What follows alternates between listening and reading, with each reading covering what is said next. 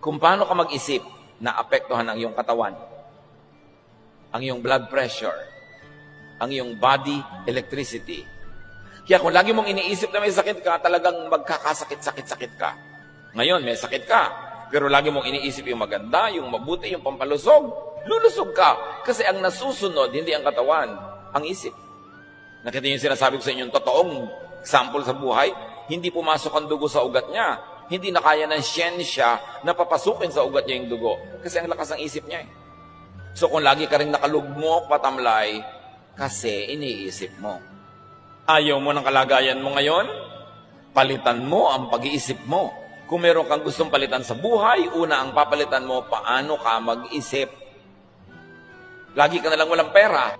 Yung mga nagkakapera, pag nagkapera, ipinupuhunan, ininenegosyo o itinatabi nila. Kaya may pera sila. Kaya pag lagi kang walang pera, kasalanan mo yan, ganyan ka mag-isip.